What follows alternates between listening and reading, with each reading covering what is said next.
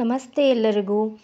ಇವತ್ತು ನಾನು ನೀವು ಕೇಳಿರೋ ಬೇಸಿಕ್ ಎಂಬ್ರಾಯ್ಡ್ರಿ ಡಿಸೈನ್ ಜೊತೆಗೆ ಫ್ರೇಮ್ ಯಾವ ಥರ ಹಾಕ್ಕೊಳ್ಬೇಕು, ಅದಕ್ಕೆ ಎಂಬ್ರಾಯ್ಡ್ರಿಗೆ ಬೇಕಾಗಿರೋ ಮೆಟೀರಿಯಲ್ಸ್ ಏನೇನು ಎಲ್ಲನೂ ಈ ವಿಡಿಯೋಲಿ ಶೇರ್ ಮಾಡಿದ್ದೀನಿ. ದಯವಿಟ್ಟು ವಿಡಿಯೋನ ಎಲ್ಲೂ ಸ್ಕಿಪ್ ಮಾಡದೆ ಕೊನೆವರೆಗೂ ನೋಡಿ, ನಿಮಗೆ ಎಲ್ಲ ಡೀಟೇಲ್ಸು ಈ ವಿಡಿಯೋಲ್ಲಿ ಸಿಕ್ಕತ್ತೆ.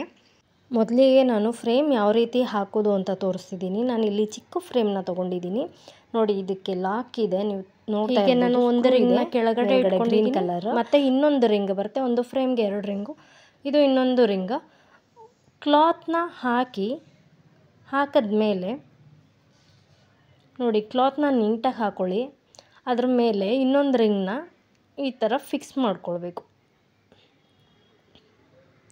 ಫಿಕ್ಸ್ ಮಾಡಿಕೊಂಡು ಆ ಲಾಕ್ ಇದೆಲ್ಲ, ಸ್ಕ್ರೂ ಇದೆಲ್ಲ, ಸ್ಕ್ರೂ ಟೈಟ್ ಮಾಡಿಕೊಂಡ್ರೆ ಆಯಿತು. ಅಷ್ಟೇ. ನಿಮಗೆ ಸ್ವಲ್ಪ ಲೂಸ್ ಅನ್ಸಿದ್ರೆ ಕ್ಲಾತ್ನ ಸ್ವಲ್ಪ ಟೈಟಾಗಿ ಎಳ್ಕೊಳ್ಳಿ ಆ ಕಡೆ ಈ ಕಡೆ. ಈಗ ಫ್ರೇಮು ನೀಟಾಗಿ ಫಿಕ್ಸ್ ಆಗಿದೆ, ಟೈಟಾಗಿ ಫಿಕ್ಸ್ ಆಗಿದೆ. ಯಾವಾಗಲೂ ಫ್ರೇಮು ತುಂಬ ಟೈಟಾಗಿ ಫಿಕ್ಸ್ ಆಗಬೇಕು. ಕ್ಲಾತಲ್ಲಿ ನಿಮಗೆ ರಿಂಕಲ್ಸ್ ಇರಬಾರ್ದು. ರಿಂಕಲ್ಸ್ ಇದ್ದರೆ ನಿಮಗೆ ಎಂಬ್ರಾಯ್ಡ್ರಿ ಚೆನ್ನಾಗಿ ಬರೋಲ್ಲ. ಮತ್ತು ಇದು ನನ್ನ ಹತ್ರ ಇರೋ ಮೆಟೀರಿಯಲ್ಸ್ಗಳು ಇನ್ನೂ ತುಂಬ ಇದೆ. ನಾನು ಈಗ ಬೇಸಿಕ್ಕಾಗೆ ಏನೇನು ಬೇಕೋ ಅಷ್ಟು ಮಾತ್ರ ನಾನು ತೋರಿಸ್ತಾ ಇದ್ದೀನಿ. ನನ್ನ ಹತ್ರ 3 ಫ್ರೇಮ್ ಇರೋದು. ನೋಡಿ, ಒಂದೊಂದು ಫ್ರೇಮ್ಗೂ 2 ರಿಂಗ್ಗಳು ಬರುತ್ತೆ. ನಾನು ಸ್ಲೀವ್ಗೆ ಆಲ್ಮೋಸ್ಟು ಸ್ಮಾಲ್ ರಿಂಗ್ ಯೂಸ್ ಮಾಡ್ತೀನಿ, ಮತ್ತು ಮೀಡಿಯಮ್ಮನ್ನು ಯೂಸ್ ಮಾಡ್ತೀನಿ. ದೊಡ್ಡದು ಬಂದು ನಾನು ಬ್ಯಾಕ್ ನೆಕ್ಗೆ ಯೂಸ್ ಮಾಡ್ತೀನಿ. ಅಷ್ಟೇ. ಒಂದು ಟ್ರಿಮ್ಮರು, ಇದೆಲ್ಲ ಸ್ಟೋನ್ಸು, ಇದು ಬಾಲ್ ಚೈನು, ಇದು ಸ್ಟೋನ್ ಚೈನು, ಹಾಗೆ ಇದು ಗ್ಲೂ, ಫೆವಿ ಗ್ಲೂ ಅಂತ ಬರುತ್ತೆ. ಇದು ಸ್ಪೆಷಲ್ಲಾಗಿ ಎಂಬ್ರಾಯ್ಡ್ರಿ ಸ್ಟೋನ್ಸ್ ಎಲ್ಲ ಸ್ಟಿಕ್ ಮಾಡೋದಕ್ಕೆ ಯೂಸ್ ಮಾಡ್ಬೋದು. ಪೈಪಿಂಗ್ ಥ್ರೆಡ್ಡು, ಮತ್ತು ಇದೆಲ್ಲ ಸಿಲ್ಕ್ ಥ್ರೆಡ್ಸು ನಿಮಗೆ ಕೋನಲ್ಲೂ ಬರುತ್ತೆ, ಈ ಥರ ಸಣ್ಣ ಸಣ್ಣ ಥ್ರೆಡ್ಸಲ್ಲೂ ಬರುತ್ತೆ. ಇದು ಕೋನ್ಸ್ ಬಂದು ನಿಮಗೆ ಝರಿ ಕೋನಲ್ಲೂ ಬರುತ್ತೆ, ಚಿಕ್ಕದ್ರಲ್ಲಿ ಬರುತ್ತೆ. ಚಿಕ್ಕದು ತೊಗೊಳ್ಬೇಡಿ. ನನಗೆ ಚಿಕ್ಕದು ಲಾಸೇ ಆಯಿತು. ನಾನು ಯಾವಾಗೂ ಕೋನೇ ತೊಗೊಳ್ತೀನಿ. ಅದಕ್ಕೆ ಝರಿ ಥ್ರೆಡ್ಡಲ್ಲೂ ಇಷ್ಟು ಕಲರ್ಸ್ ಬರುತ್ತೆ. ನೋಡಿ, ಇದು ಚಿಕ್ಕದು. ಇದು ನಿಮಗೆ ಕುಚ್ಚೆಲ್ಲ ಹಾಕೋದಕ್ಕೆ ಯೂಸ್ ಆಗುತ್ತೆ. ಇದು ಸ್ವಲ್ಪ ದಪ್ಪ ಬರುತ್ತೆ. ಸೊ ಝರಿ ಥ್ರೆಡ್ ಯಾವಾಗಲೂ ಈ ಥರ ಕೋನ್ ಶೇಪಲ್ಲಿರೋದನ್ನು ತೊಗೊಳ್ಳಿ. ನನ್ನ ಹತ್ರ ಕಾಪರು, ಗೋಲ್ಡು, ಮತ್ತು ಇನ್ನೊಂದು ಲೈಟ್ ಕಾಪರ್ ಕಲರು. ಹಾಗೆ ಇದು ಸ್ಮಾಲ್ ರಿಂಗು ನೋಡ್ತಾ ಇರ್ಬೋದು. ಇದನ್ನು ನಾನು ಸ್ಲೀವ್ಗೆ ಮತ್ತು ಕರ್ಚೀಫ್ಸ್ಗೆ ಯೂಸ್ ಮಾಡ್ತೀನಿ. ಮತ್ತು ಇದು ಇನ್ನೊಂದು ಮೀಡಿಯಮ್ಮು ರಿಂಗು. ನಾನು 3 ಆಗಲೇ ನಿಮಗೆ ತೋರಿಸಿದ್ದೆ. ಇದನ್ನು ನಾನು ಸ್ಲೀವ್ಗೆ ಯೂಸ್ ಮಾಡ್ತೀನಿ, ಮತ್ತು ಫ್ರಂಟ್ಗೆ ಯೂಸ್ ಮಾಡ್ತೀನಿ. ನೆಕ್ಸ್ಟ್ ಬಂದರೆ ಇದು ಸ್ವಲ್ಪ ದೊಡ್ಡ ರಿಂಗು. ನೋಡಿ, ಬಿಗ್ ರಿಂಗ್ನ ನಾನು ಬ್ಯಾಕ್ಗೆ ಯೂಸ್ ಮಾಡ್ತೀನಿ. ಯಾಕಂದರೆ ಫ್ರೇಮ್ ದೊಡ್ಡದಾಗಿರೋದ್ರಿಂದ ಫುಲ್ ಬ್ಯಾಕ್ ಕವರ್ ಆಗುತ್ತೆ, ಮತ್ತು ಪದೇ ಫ್ರೇಮ್ನ ಚೇಂಜ್ ಮಾಡೋ ಅವಶ್ಯಕತೆ ಇರಲ್ಲ. ಹಾಗೆ ಕಮೆಂಟಲ್ಲಿ ಕೇಳಿದ್ರಿ ಬಾಬಿನ್ಗೆ ಯಾವ ಥ್ರೆಡ್ ಯೂಸ್ ಮಾಡ್ತೀರಾ ಅಂತ. ಇದು ವೈಟ್ ಥ್ರೆಡ್ಡು ನಾನು ಯೂಸ್ ಮಾಡೋದು. ಕೋನ್ನಲ್ಲೇ ಬರುತ್ತೆ ಇದನ್ನು. ನೀವು ವೈಟ್ ಬಾಬಿನ್ ಥ್ರೆಡ್ ಎಂಬ್ರಾಯ್ಡ್ರಿಗೆ ಅಂದರೆ ಕೊಡ್ತಾರೆ. ಹಾಗೆ ಥ್ರೆಡ್ಡೆಲ್ಲ ಹೇಗೆ ಹಾಕೋದು ಅಂತ ಕಂಪ್ಲೀಟಾಗಿ ಹೇಳಿ ಅಂತ ಕೇಳಿದರೆ, ಹಾಗಾಗಿ ನಾನು ಥ್ರೆಡ್ ಹಾಕೋದನ್ನು ಹೇಳ್ಬಿಡ್ತೀನಿ. ನಾನು ಝರಿ ಥ್ರೆಡ್ ತೊಗೊಂಡಿದ್ದೀನಿ. ನೋಡಿ, ನಾನು ಝರಿ ಥ್ರೆಡ್ಡು ಹೋಲ್ಡರಲ್ಲಿ ಹಾಕ್ಕೊಂಡು ಹುಕ್ಕು ಕಾಣಿಸ್ತಿದೆಯಲ್ಲ, ಆ ಹುಕ್ಕಿಗೆ ನಾನು ಹಾಕ್ತಾಯಿದ್ದೀನಿ. ಥ್ರೆಡ್ನ ಹಾಕಿ ನೆಕ್ಸ್ಟು ನಾನು ಇಲ್ಲಿ 2 ಥ್ರೆಡ್ ಇದೆ ನೋಡಿ, ಇದನ್ನು ಯಾಕೆ ಹಾಕ್ಕೊಂಡಿರೋದು ಅಂತ ನಾನು ನಿಮ್ಗೆ ಆಮೇಲೆ ಹೇಳ್ತೀನಿ. ಇದ್ರ ಒಳಗಡೆಯಿಂದ ನಾನು ಆ ಥ್ರೆಡ್ನ ತೊಗೊಳ್ತಾ ಇದ್ದೀನಿ. ಇಲ್ಲಿ ನಾನೊಂದು ಬ್ಲ್ಯಾಕ್ ಎಲಾಸ್ಟಿಕ್ನ ಟೈ ಮಾಡಿದ್ದೀನಿ, ಮತ್ತು ನಾರ್ಮಲ್ ಒಂದು ಥ್ರೆಡ್ನ, ದಪ್ಪ ಥ್ರೆಡ್ನ ನಾನಿಲ್ಲಿ ಟೈ ಮಾಡಿದ್ದೀನಿ. ಇದೇಂತಕ್ಕೆ ಅಂತ ನಾನು ಮುಂದೆ ಹೇಳ್ತೀನಿ. ಹಾಗೆ ನೋಡಿ, ಇಲ್ಲೊಂದು ಹೋಲ್ ಕಾಣಿಸ್ತಿದೆ ಅಲ್ಲ, ಅಲ್ಲಿ ನೆಕ್ಸ್ಟ್ ಹಾಕ್ಕೊಳ್ತಿದ್ದೀನಿ ಅದೇ ಥ್ರೆಡ್ನ. ನೆಕ್ಸ್ಟು ಅದರಲ್ಲೇ ಇನ್ನೊಂದು ಹೋಲ್ ಇದೆಯಲ್ಲ, ಅದಕ್ಕೇ ಮತ್ತೆ ಹಾಕ್ಕೊಳ್ತಾ ಇದ್ದೀನಿ. ಮೊದಲನೇದಕ್ಕೆ ಫಸ್ಟ್ ಹಾಕ್ಕೊಂಡು 2ನೇದಕ್ಕೆ ನೆಕ್ಸ್ಟು ಹಾಕ್ಕೊಳ್ತಾ ಇದ್ದೀನಿ. ನಿಮಗೆ ಗೋಲ್ಡ್ ಝರಿ ಥ್ರೆಡ್ ಆಗಿರೋದ್ರಿಂದ ಮೋಸ್ಟ್ಲಿ ಈಸಿಯಾಗಿ ನಿಮಗೆ ಗೊತ್ತಾಗ್ತಾ ಇದೆ ಅಂತ ಅನಿಸುತ್ತೆ ನಾನು ಹಾಕ್ತಾ ಇರೋದು. ನೋಡಿ, ಈ ಥರ 2 ಕೈಯಲ್ಲಿ ನಾನು ಹೋಲ್ಡ್ ಮಾಡಿ ಇಟ್ಕೊಂಡು ಅಲ್ಲಿ ಪ್ರೆಸ್ ಮಾಡಿ ನಾನು ಹಾಕ್ತಾಯಿದ್ದೀನಿ. ನೋಡಿದ್ರಲ್ಲ, ನಾವು ಈ ಥರ ನೋಡಿ ನಾನು ಥ್ರೆಡ್ ಎಳಿತಾ ಇದ್ದೀನಿ, ನಿಮಗೆ ಅಲ್ಲಿ ಅದು ಆಡ್ತಾ ಇರೋದು ಕಾಣಿಸ್ತಿದೆ ಅನಿಸುತ್ತೆ ನೋಡಿ. ಇನ್ನೊಂದ್ಸಲಿ ತೋರಿಸ್ತೀನಿ ನೋಡಿ, ಕಾಣಿಸ್ತಾ? ಆ ಥರ ಇದ್ದರೆ ಮಾತ್ರ ಅದು ಕರೆಕ್ಟಾಗಿದೆ ಅಂತ.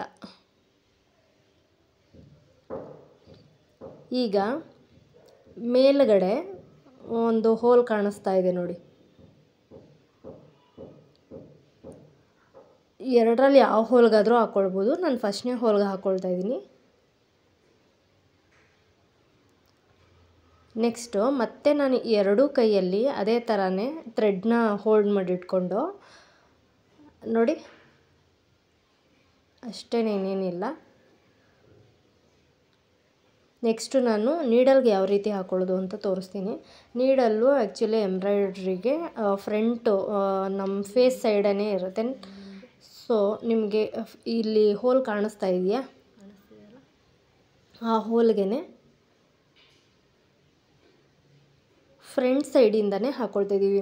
ಆ್ಯಕ್ಚುಲಿ ನಾವು ನಾರ್ಮಲ್ ಮೆಷಿನ್ಸ್ಗೆಲ್ಲ ಲೆಫ್ಟ್ ಸೈಡಿಂದ ಹಾಕ್ಕೊಳ್ತೀವಿ, ಸೈಡ್ಗೆ ಇರುತ್ತೆ. ಎಂಬ್ರಾಯ್ಡ್ರಿ ಮಿಷಿನ್ಸ್ಗೆಲ್ಲ ಫ್ರಂಟಲ್ಲಿರುತ್ತೆ ನೋಡಿ. ಈಗ ಮತ್ತೆ ತೋರಿಸ್ತಾ ಇದ್ದೀನಿ ಥ್ರೆಡ್ಡು ಯಾವ ರೀತಿ ಬಂದಿದೆ ಅಂತಂದ್ಬಿಟ್ಟು. ನಿಮಗೆ ಇದು ನೀಟಾಗಿ ಅರ್ಥ ಆಗಿದೆ ಅಂತ ಅಂದ್ಕೊತಾ ಇದ್ದೀನಿ. ಮಿಷಿನ್ ಬ್ಲ್ಯಾಕ್ ಇರೋದ್ರಿಂದ ನಿಮಗೆ ಗೋಲ್ಡ್ ಝರಿ ಥ್ರೆಡ್ಡಲ್ಲಿ ಸ್ವಲ್ಪ ನೀಟಾಗಿ ಕ್ಲಾರಿಟಿಯಾಗಿ ಕಾಣುತ್ತೆ ಅನ್ನೋ ರೀಸನಿಂದ ಅಷ್ಟೇ ನಾನು ಗೋಲ್ಡ್ ಥ್ರೆಡ್ನ ಯೂಸ್ ಮಾಡಿ ನಿಮಗೆ ತೋರಿಸಿದ್ದೀನಿ. ನನಗೆ ಗೊತ್ತಿಲ್ಲ ಎಷ್ಟು ನೀಟಾಗಿ ಬಂದಿದೆ ಅದು ಅಂತ. ನೋಡಿ, ಈಗ ಬಾಬಿನ್ ಕೇಸ್ ಹೇಗಾಗೋದು ಅಂತ ತೋರಿಸ್ತೀನಿ. ಬಾಬಿನ್ ಕೇಸ್ ಇದು, ಬಾಬಿನ್ ಇದು. ಈ ಬಾಬಿನ್ನ ಕೇಸ್ ಒಳಗಡೆ ಈ ರೀತಿ ಹಾಕಬೇಕು. ನೆಕ್ಸ್ಟು ಅಲ್ಲಿ ಒಂದು ಹೋಲ್ ಕಾಣಿಸ್ತಾ ಇದೆಯಾ ನೋಡಿ ನಿಮಗೆ ಸೈಡಲ್ಲಿ, ಅದ್ರ ಒಳಗಡೆ ನೀವು ಆ ಥ್ರೆಡ್ನ ತೊಗೊಂಡು ಬರಬೇಕು, ಅದು ಸೈಡ್ಗೆ ಹೋಗುತ್ತೆ. ನೆಕ್ಸ್ಟು ಬಾಬಿನ್ ಕೇಸ್ನ ಸ್ವಲ್ಪ ಗಟ್ಟಿಯಾಗಿ ಹೋಲ್ಡ್ ಮಾಡಿ ಇಟ್ಕೊಂಡು ಆ ಥ್ರೆಡ್ನ ಈ ಥರ ಒಳಗಡೆ ಇಳಿಬೇಕು, ಇಷ್ಟೇ. ಈಗ ಇಲ್ಲಿ ಟರ್ನ್ ಮಾಡಿದ್ರೆ ನೋಡಿ ಇಲ್ಲಿ ಅದು ಕಾಣಿಸ್ತಿದೆ ಅಲ್ಲ, ಅದನ್ನು ಸ್ವಲ್ಪ ಹೋಲ್ಡ್ ಮಾಡಿ ಇಟ್ಕೊಳ್ಳಿ. ಈ ರೀತಿ ನಾನು ತೋರಿಸ್ತೀನಿ ನೋಡಿ, ಆ ರೀತಿ ಹೋಲ್ಡ್ ಮಾಡಿ ಇಟ್ಕೊಂಡು ಇದು ಬಾಬಿನ್ ಕೇಸ್ ಹಾಕೋದು ನೋಡಿ. ಅಲ್ಲಿ ನೀವು ಹೋಲ್ಡ್ ಮಾಡಿ ಇಟ್ಕೊಂಡೆ ಅದರೊಳಗಡೆ ಹಾಕ್ಬೇಕು, ಇಲ್ಲಾಂದ್ರೆ ಅದ್ರ ಒಳಗಡೆ ಹೋಗಲ್ಲ. ಅದು ಹಾಕಿದ ಮೇಲೆ ಬಿಟ್ಬಿಡಿ. ನೆಕ್ಸ್ಟು ನಾನು ಫ್ರೇಮ್ನ ಹಾಕೋ ತೋರಿಸಿದ್ನಲ್ಲ, ಅದಕ್ಕೆ ಒಂದು ಕ್ಯಾನ್ವಾಸ್ನ ತೊಗೊಂಡಿದ್ದೀನಿ ಕೆಳಗಡೆ. ಕ್ಯಾನ್ವಾಸ್ ಇಲ್ಲ ಅಂತಂದರೆ ಪೇಪರ್ ಯೂಸ್ ಮಾಡಿ, ಆದರೆ ಈಗ ಬೇಸಿಕ್ ಮಾತ್ರ ಯೂಸ್ ಮಾಡಿ. ಬ್ಲೌಸಸ್ಗೆಲ್ಲ ಕ್ಯಾನ್ವಾಸೇ ಹಾಕ್ಕೊಳ್ಬೇಕು.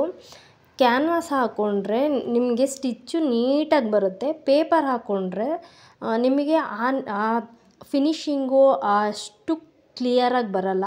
ಅದಕ್ಕಾಗಿ ಕ್ಯಾನ್ವಾಸೇ ಹಾಕ್ಕೊಂಡು ಮಾಡಿದ್ರೆ ಒಳ್ಳೆಯದು. ನೋಡಿ, ಈಗ ಥ್ರೆಡ್ಡು ಹೇಗೆ ತೊಗೊಳ್ಳೋದು ಅಂತ ನಾರ್ಮಲ್ ಸ್ಟಿಚಿಂಗ್ ಮಿಷಿನಲ್ಲಿ ಹೇಗೆ ತೊಗೊಳ್ತೀವೋ ಹಾಗೆ ಸ್ವಲ್ಪ ಹೋಲ್ಡ್ ಮಾಡಿ ಇಟ್ಕೊಂಡು ಒಂದು ಸ್ವಲ್ಪ ವೀಲ್ನ ತಿರುಗಿಸಿದ್ರೆ ಸಾಕು, ಅದು ಬರುತ್ತೆ ಥ್ರೆಡ್ಡು. ನಿಮಗೆ ಕಾಣಿಸ್ತಿದೆಯೋ ಇಲ್ವೋ ನನಗೆ ಗೊತ್ತಿಲ್ಲ. ನೋಡಿ, ಅದು ಥ್ರೆಡ್ ತೆಗೆದು ತೋರಿಸ್ತೀನಿ ನೋಡಿ. ಈಗ ನಾವು ರೆಡಿ ಮಾಡಿ ಇಟ್ಕೊಂಡಿದ್ವಲ್ಲ ಫ್ರೇಮು, ಅದನ್ನು ಇದರೊಳಗಡೆ ತೊಗೊಂಡು ಬರ್ತೀನಿ. ಫ್ರೇಮ್ ಕೆಳಗಡೆ ಕ್ಯಾನ್ವಾಸು ಇರಲೇಬೇಕು ನೋಡಿ. ಈಗ ನಾರ್ಮಲ್ ಸ್ಟಿಚ್ ಅಂದರೆ ನಾರ್ಮಲ್ ಸ್ಟಿಚ್ ಬರಲ್ಲ, ಅದು ತುಂಬ ಸಣ್ಣ ಸ್ಟಿಚ್ಚು ಬರುತ್ತೆ. ಝೀರೋ ಸ್ಟಿಚ್ ಹಾಕಿ ತೋರಿಸ್ತೀನಿ ನೋಡಿ.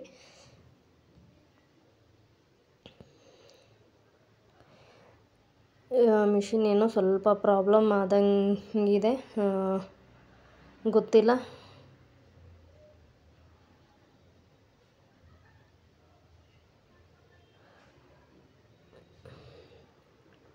ನೋಡಿ, ನಾವು ಟೈಟಾಗಿ ಹಾಕ್ಕೊಂಡಿದ್ರೆ ಆ ರೀತಿ ಬರಲ್ಲ. ತುಂಬ ಲೂಸಾಗಿ ಆ ಥರ ಏನಾದರೂ ಹಾಕ್ಕೊಂಡ್ರೆ ಸ್ಟಿಚಸ್ ಎಲ್ಲ ಮತ್ತೆ ಲೂಸ್ ಆಗುತ್ತೆ. ಈಗ ನಾನು 3ಗೆ ಸೆಟ್ ಮಾಡಿ ಮಾಡ್ತಿದ್ದೀನಿ. ಮಿಷಿನು ಸ್ವಲ್ಪ ಪ್ರಾಬ್ಲಮ್ ಆದಂಗಿದೆ ನೋಡಿ. ಈ ಥರದ್ದನ್ನು ನೀವು ಬಾರ್ಡರ್ಸ್ಗೆಲ್ಲ ಯೂಸ್ ಮಾಡ್ಬೋದು. ವಿಡ್ತ್ ಇನ್ನೂ ಚೆನ್ನಾಗಿ ದೊಡ್ಡದಾಗಿ ಬರಬೇಕು ಅಂತಂದರೆ 4-5ಗೆ ಇಟ್ಕೊಂಡು ಮಾಡಿ. ರಿಂಕಲ್ಸು ಬಂದರೆ ನೀವು ಕ್ಲಾತ್ನ ಲೂಸಾಗಿ ಹಾಕ್ಕೊಂಡಿರ್ತೀರ. ನೀವು ಟೈಟಾಗಿ ಹಾಕ್ಕೊಂಡ್ರೆ ರಿಂಕಲ್ಸ್ ಏನೂ ಬರಲ್ಲ. ಮಿಷಿನ್ನು ತುಂಬ ಪ್ರಾಬ್ಲಮ್ ಆಗ್ತಾಯಿದೆ. ಈಗ ಬೇಸಿಕ್ ಕಲಿತಾ ಇರೋರು ಬಾರ್ಡರ್ಸ್ಗೆಲ್ಲ ನೀವು ಸೆಟ್ ಮಾಡಿಕೊಂಡೇ ಮಾಡೋದು ಒಳ್ಳೆಯದು.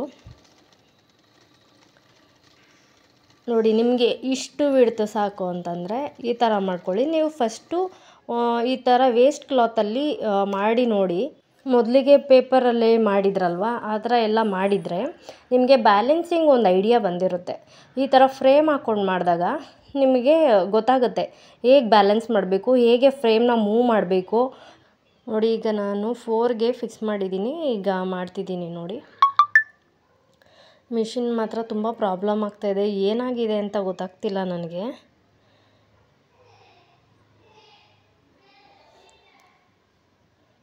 ನೋಡಿ, ಈ ಥರ ದಪ್ಪ ಬರುತ್ತೆ, ನಿಮಗೆ ತಿಕ್ಕಾಗಿ ಬರುತ್ತೆ. ನೀವು ಬೇಗ ಮೂವ್ ಮಾಡಿದ್ರೆ ಫ್ರೇಮ್ನ ನಿಮಗೆ ತಿಕ್ಕಾಗಿ ಬರಲ್ಲ. ನೀವು ಸ್ಲೋ ಆಗಿ ಮೂವ್ ಮಾಡಿದ್ರೆ ನಿಮಗೆ ತಿಕ್ಕಾಗಿ ಬರುತ್ತೆ.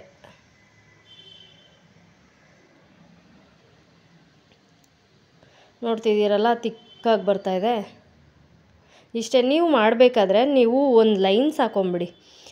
ಆ ಲೈನ್ ಮೇಲೆ ಮಾಡಿದಾಗ ನಿಮಗೆ ಗೊತ್ತಾಗುತ್ತೆ. ನೀವು ಲೈನ್ ಹಾಕೊಂಬಿಡಿ, ಎಲ್ಲದಕ್ಕೂ ಲೈನ್ ಹಾಕ್ಕೊಂಡು ಅದ್ರ ಮೇಲ್ಗಡೆ ಮಾಡಿ, ನಿಮಗೆ ವರ್ಕ್ ತುಂಬ ನೀಟಾಗಿ ಬರುತ್ತೆ. ನಾನೊಂದು ಅಂದಾಜು ಮೇಲೆ ಮಾಡಿದ್ದೀನಿ ನೋಡಿ. ನೀವು ನೋಡ್ಬೋದು ಮಧ್ಯದಲ್ಲಿ ಗ್ಯಾಪ್ ಬಂದಿದೆ. ಮಿಷಿನ್ನು ತುಂಬ ಪ್ರಾಬ್ಲಮ್ ಕೊಡ್ತಿದೆ. ಏನಕ್ಕೆ ಅಂತ ಗೊತ್ತಾಗ್ತಿಲ್ಲ. ನಾನು ಇವತ್ತು ವೀಡಿಯೋ ಮಾಡಲೇಬೇಕು ಅಂತಂದ್ಬಿಟ್ಟು ಇನ್ನೂ ಮಾಡ್ತಿದ್ದೀನಿ. ನೋಡಿ, ಈ ಡಿಸೈನೂ ನೀವು ಬಾರ್ಡರ್ಗೆಲ್ಲ ಯೂಸ್ ಮಾಡ್ಬೋದು. ನೋಡಿ, ಇದೇ ರೀತಿ ಮಾಡೋದಕ್ಕೆ ಟ್ರೈ ಮಾಡಿ. ಇದ್ರ ಮೇಲೆ ಯಾವ ರೀತಿ ಡಿಸೈನ್ಸ್ಗಳನ್ನ ಮಾಡ್ಬೋದು ಅಂತ ನಾನು ನೆಕ್ಸ್ಟ್ ವೀಡಿಯೋಲಿ ಹೇಳ್ಕೊಡ್ತೀನಿ. ನಾನು ಫಸ್ಟೇ ಹೇಳ್ದಂಗೆ ಮಿಷಿನ್ನು ತುಂಬ ಪ್ರಾಬ್ಲಮ್ ಆಗ್ತಾ ಇರೋದಕ್ಕೆ ನೀವು ನೋಡ್ತಾ ಇರ್ಬೋದು, ಅಲ್ಲಲ್ಲೇ ಕಟ್ ಆಗ್ತಾಯಿದೆ. ನೋಡಿ, ಥ್ರೆಡ್ಡು ನೋಡಿ ಈ ಥರ ಗಂಟು ಥರ ಆಗಿಬಿಡುತ್ತೆ. ಇದು ಯಾಕೆ ಅಂತಂದರೆ, ನಾನೊಂದು ಎಲಾಸ್ಟಿಕ್ಕು ಮತ್ತು ಒಂದು ಥ್ರೆಡ್ನ ಇಲ್ಲಿ ಟೈ ಮಾಡಿದ್ದೀನಿ ಅಂತ ಹೇಳಿದ್ನಲ್ಲ, ಇದನ್ನು ನನಗೆ ಮೆಕ್ಯಾನಿಕ್ಕು ನನಗೆ ಸಜೆಸ್ಟ್ ಮಾಡಿದ್ದು. ಆ ಥರ ಟೈ ಮಾಡೋದ್ರಿಂದ ಆ ರೀತಿ ಥ್ರೆಡ್ಡು ರಿಂಕಲ್ಸ್ ಆಗೋದು ತುಂಬಾ ಅವಾಯ್ಡ್ ಆಗಿದೆ. ಬರೀ ಪಾಸಿಟಿವ್ ಆಗಿದ್ದನ್ನೆಲ್ಲ ಯಾಕೆ ಎಲ್ಲರೂ ಆರಾಮಾಗಿ ಕಲಿಬೋದು ಅಂತ ಹೇಳ್ಬೋದು. ನನಗೆ ಆಗುತ್ತೆ, ಆಗೋದೇ ಇಲ್ಲ. ಈ ಥರನೂ ಪ್ರಾಬ್ಲಮ್ಸ್ ಇರುತ್ತೆ. ಎಲ್ಲರೂ ಇದನ್ನು ಫೇಸ್ ಮಾಡಿರ್ತಾರೆ. ಹಾಗೆ ಮಿಷಿನ್ ಬಗ್ಗೆ ಎಲ್ಲನೂ ಡೀಟೇಲಾಗಿ ತಿಳ್ಕೊಂಡಿರಬೇಕು. ಕೆಲವರು ಮಾಡೋದಕ್ಕೆ ಇಂಟ್ರೆಸ್ಟ್ ಇರುತ್ತೆ, ಆದರೆ ಮಾಡ್ತಾ ಇದ್ದಾಗೇ ಈ ಥರ ಕೆಲವು ಪ್ರಾಬ್ಲಮ್ಸ್ಗಳು ಬರ್ತಾ ಇದ್ದಂಗೆ ಬೇಜಾರಾಗೋಗುತ್ತೆ. ಹಾಗಂತ ನನಗೆಲ್ಲ ಗೊತ್ತಿದೆ ಅಂತ ಹೇಳ್ತಾ ಇಲ್ಲ. ಮಿಷಿನ್ ಬಗ್ಗೆ ನನಗೆ ಕೆಲವು ಮಾಹಿತಿಗಳು ಗೊತ್ತಿದೆ. ಅದನ್ನು ನಾನು ನೆಕ್ಸ್ಟ್ ವೀಡಿಯೋಲ್ಲಿ ಶೇರ್ ಮಾಡ್ತೀನಿ. ನೋಡಿ, ಈ ಡಿಸೈನು ನಾನು ಪೇಪರಲ್ಲಿ ತೋರಿಸಿದ್ದೆ, ಜಿಗ್ಜ್ಯಾಗ್ ಡಿಸೈನ್ ಇದು. ನಾನು ಫ್ರೇಮ್ನ ಹೇಗೆ ಟರ್ನ್ ಮಾಡ್ತಾಯಿದ್ದೀನಿ ನೋಡಿ.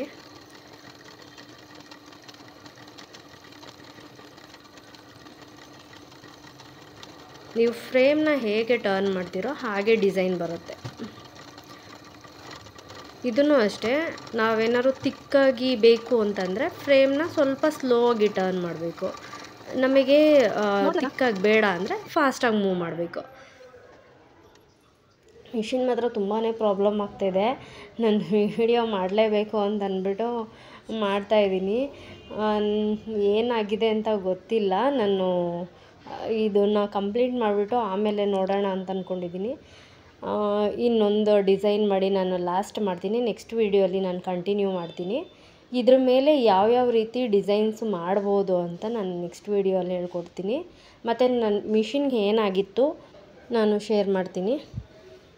ಕೆಲವೊಂದು ಸಲ ಥ್ರೆಡ್ ಏನಾದ್ರೂ ಕೆಳಗಡೆ ಸಿಕ್ಕಾಕೊಂಡಾಗ ಆಗ್ಲೂ ಮಿಷಿನ್ ಪ್ರಾಬ್ಲಮ್ ಆಗುತ್ತೆ.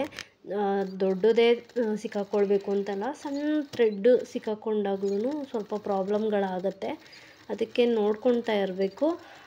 ನಾನೀಗ ಚಿಕ್ಕ ಚಿಕ್ಕ ಬೀಡ್ಸ್ ಡಿಸೈನ್ ಹೇಗೆ ಹಾಕೋದು ಅಂತ ತೋರಿಸಿದ್ದೀನಿ. ನೆಕ್ಸ್ಟ್ ವೀಡಿಯೋಲಿ ನಾನು ಇನ್ನೊಂದಷ್ಟು ಬೇಸಿಕ್ ಡಿಸೈನ್ಗಳನ್ನ ಹೇಳ್ಕೊಡ್ತೀನಿ. ದಯವಿಟ್ಟು ಸಪೋರ್ಟ್ ಮಾಡಿ.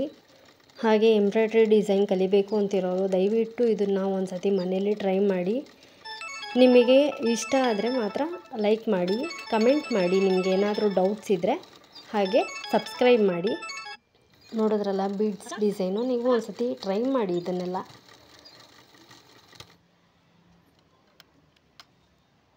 ನೋಡಿ ಬೀಡ್ಸ್ ಎಷ್ಟು ಚೆನ್ನಾಗಿ ಬಂದಿದೆ. Thank you.